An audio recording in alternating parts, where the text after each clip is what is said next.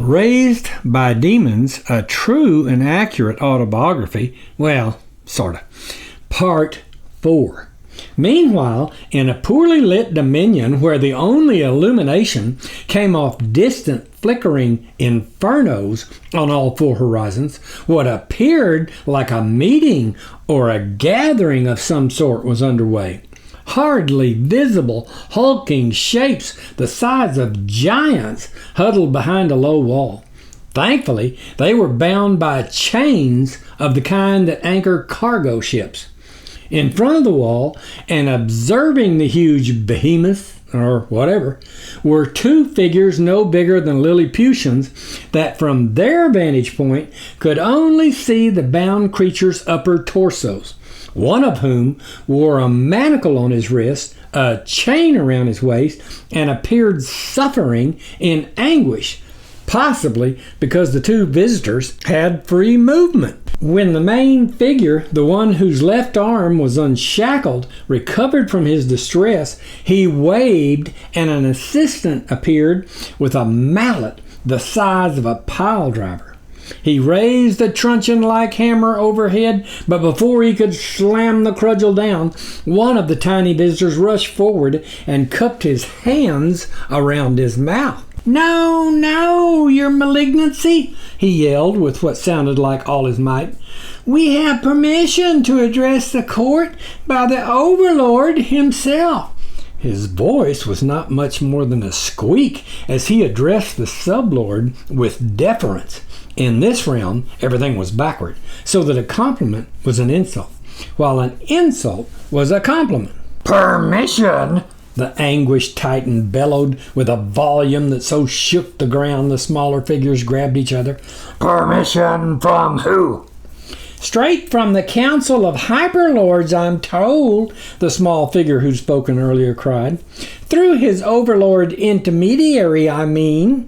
"Identify yourself, dregs," the deep-throated baritone demanded, in a lesser volume, thankfully, although the giant holding the cudgel stood by. The sound of his voice echoed as if within stone walls, which, if such barricades existed, they were invisible. "Strike him!" The giant with the mallet struck at the speaker, barely missing him as the two dodged out of the way.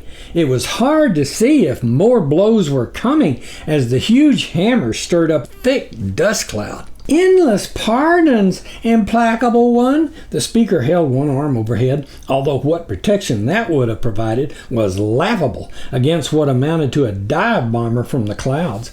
"My omission in failing to identify myself was in no way disrespectful, but merely an oversight due to a case of nerve. It is indeed a non-privilege to be allowed in the presence of so undistinguished a gathering, especially to speak in person with the infamous sublord Chance Medley, who's known throughout this domain as the meanest and most loathsome scoundrel." "So, you've heard of me, but who are you, dragoon?" "I've been branded on the forehead and thigh as Snuffer, malignant one, and I can't tell you what a displeasure it is—" "Silence! That's a repeat insult, you swine dragoon," the sublord cried, as the mallet descended from the cloud again and smashed a huge crater. "Have you no more manners than to repeat the same affront twice?" the giant bellowed. "You should know by now, underlings are not permitted to deride me with the same ridicule." Sublord Chance Medley's minion delivered blow after blow with his mallet, all of which missed but created terrible fissures that exposed the fiery underbelly of the landscape. "No, no, no," the one called Snuffer yelped, dancing among the mallet strikes as if some kind of carnival exhibit. "I said your malignancy first, and then malignant one next. They're different insults." "Ah, yes, I see. But be warned," the sublord Chance Medley relented, and motioned his minion lower his mallet, which because of the wear and tear barely resembled the former mighty weapon. I abhor cliché insults and require fresh scorn as an indication of your submissiveness. The Leviathan continued. You will put forethought in how best to deride me. Are you not familiar with the 6 commandments? Most assuredly, slyest of the sly, and many thanks for admonishing me, ruthless one. I only regret I was not forewarned beforehand of the rules of decorum you require. Truly, you are a more loathsome and contemptible than the most ignoble wretch in this kingdom. How could I have not noticing upon entering this forsaken domain? That's better. Sublord Chance Medley smiled for once, his mellow tones sounding somewhat appeased. But consider this your final warning. From now on in this domain, everything is opposite. My only stipulation is that you not use the same derogatory affront twice. My affirmation is your forethought. I understand, completely hypercritical one, and many thanks. Now then, who are you? Why are you intruding on this gathering? And what purpose do you serve? It is my highest honor. The sublord screeched, craning backward as before. I mean, dishonor, Snuffer corrected himself. I meant to say it is my highest dishonor. And believe you me, to be stuffed upside down in a volcano port surrounded by magna would be better than to have to present my report to your intolerance. Tad overdone, but otherwise fine. Now to your report. I've been charged by those enslaved in the forthcoming department to be spokesman. Why I was chosen for such a task, I am just now beginning to understand. However, we in forecasting anticipate in the near future a serious threat to the progress we've made of late. As you are no doubt aware, your ignorance, we have made great strides in deluding men and women into believing nihilism. Everyone follows their own instincts as if eyeless, earless lemmings. They believe in nothing, hope in nothing, and care about no one but themselves. However, we perceive a threat on the horizon that... Bah! Mere trumpery, the thunderous voice cut him off. Forthcoming department, forecasting, all of it is malarkey. Your department's predictions are worthless. Tell me, Dregs, one of your forecasts that have come true. Snuffer shuddered at the term dregs. It was short for dragoons, and a scornful reminder he was a member of the lowest classification in that part of the netherworld. Did not your department foretell the world would be ruled by tyranny in the year 1984? The sublord continued in a disdainful roar. And did not the year fizzle out despite the bestseller book? How many other end-of-the-world scenarios have there been, from Nostradamus to the Shakers to the Jehovah's Witness to Herbert W. Armstrong, all of whom were inspired by your so-called forthcoming department? Failed prophecy after failed prophecy after failed prophecy. Is it any wonder your department receives the least citations and is the most discredited outfit in the entire realm? I admit, merciless one, the forecasts of late have been a trifle, say, firecracker duds, but with all deference, I beseech you to remember who we compete against. May his name be stricken from this domain forever. How are we expected to outthink one who is omniscient and omnipotent? Those two traits alone have defeated our best efforts in the past, but not this time. This time, I can assure you, the results we predict are different. As a highly educated statistician with not one, but 2 doctorates After much research on revivals in the past, such as those begun by Martin Luther, John Knox, Billy Sunday, etc., it is my considered estimation there is soon to be the birth of a male child that... Cease! Enough! The clamorous voice railed. You long-winded Professor Jackal! No one is impressed with your former academic achievements. What do we care? You graduated magna cum laude at Princeton and became a crooked lawyer who bilked people out of their retirements. Harvard, insidious one. Harvard, Princeton, Yale, they're all nostril-pinching frauds who wring money from the students like twisting the last few drops out of a damp rag. Maybe they would applaud your long-winded valedictorian address, but not me. Stop the asides and get to the point before I snatch you up and bite into that head of yours like an ice cream cone. Endless apologies, cruelest of the cruel.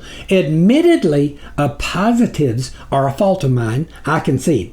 Diversions, which are erroneously called injections by some, as the former applies to a noun, while the latter relates indirectly to a subject, have been considered an oratory failing of mine, and I will do bet and do worse, you split-tongued, meandering, mealy-mouthed dragoon, Sublord Chance Medley bellowed, calling back his dominion, who delivered blow after blow until his target ran out of breath from running in circles and lay on his back, panting for all he was worth, as his partner attended to him. Your days of dust-dry lectures are over, the sublord warned. Get this through that bookish, obese brain of yours. No one gives a crumb about your scholastic pedigrees. Digress again, and it will be your last. His minion slowly raised the mallet, as if exhausted with the effort. As you say, hard-hearted one, Snuffer panted, wheezing at the end of each breath. If I may continue before my recent we in prognostics have identified a recently born child and believe his efforts may menace our achievements in spreading nihilism. Ha, ha, ha, ha. Another end-time prediction, no doubt. His thunderous laugh sounded in no way good-natured. His minion swung his truncheon half-heartedly, as if it was all he could do to lift the weapon, and brought it down with such a lack of force a huge rock barely cracked. I beg your patience, archetype of evil, please. Our ancient adversary, may his name be forbid. Oh, no, Snuffer cried, upon seeing the minion trying to lift the club again. To the point, you're right. A child has arrived that we believe is fated to do us considerable harm should he survive. All our humanistic progress could be set back. Why didn't you say so to begin with? Sublord Chance Medley asked, with a puzzled look. The answer to this so-called menace is simple. Eliminate him by whatever means we have at our disposal. A childhood ailment, a car accident, an animal attack, a fire, or one of our more dependable child killers. He's protected, enmity of cruelty. Protected? Protected how? What kind of protection? Are you helpless? Overcome whatever or whoever impedes you and dispatch this threat of yours at once. We abide no hindrances. You obviously have not tried hard enough. He's protected by the all-seeing, all-knowing, all-powerful one. Oh, yes, I see. Now, it is a problem. But how can you be so sure? Because we tried everything, malicious one. We tried gas. We tried a tumor. We tried a dog pushing him off a staircase. We tried having his own mother run over him in her car. And other so-called misfortunes. He even agrees with our aims and would like nothing better than to be eliminated. But all attempts are foiled at the last minute. Who by? Who else? Don't get cute with me, the sublord threatened. A name. It's not permitted. No one is permitted to mention the name of the dreaded one. Oh, yes, I see him. I see. Now I understand. But are you certain? Positive, your virulence. The child is protected. It is my understanding we are granted permission to wound, to maim, to lacerate, to mangle, and afflict only. Anything beyond is forbidden. Well, yes, I see. That's that then, isn't it? The sublord conceded with a long sigh. Why has it taken you so long to explain, Dregs? If he is protected by our loathsome adversary, he is indestructible. There's nothing else to be done about it. Torment and vexation are all that's left us. Ah, but what if there is another way, essence of treachery? What if I, your dedicated servant, propose an option that has become quite a popular fad among young people these days? If you please, sire, may I now introduce my supervisor, who has been branded Croaker. A figure slowly edged up as the giants closed in for a look. Must I, Sublord Chance Medley whined tiredly. Do I need knowledge from a second worthless dogoon who I care less about than I do you? Perfectly understandable model of duplicity, but in this case, Croaker is a member of the Fallen One's inner security and has agreed to be responsible for the operation. In that case, I suppose so then, the sublord aloud. You may now speak, cracker, or whatever, but take warning. Be brief and direct. No meandering. It's Croaker, essence of wickedness, said the figure. It's true, I'm a member of the Fallen One's inner security, and Snuffer has persuaded me to join his expedition and save the progress we've made of late, spreading nihilism. I've agreed to make periodic reports to you in person on our progress. So then, you agree in spite of the victim's so-called protectionism? I believe the protectionism aspect is far-fetched at best. Minister of Malice, Croaker responded. My partner tends towards superstition. I am only interested in dispatching a threat to the kingdom and afterwards the honors, acclaim, and improvement in my position that is bound to result. To be continued. For a continuation of Raised by Demons, plus books, plus free short stories, plus videos, go to thereisageneration.com. All one word, thereisageneration.com.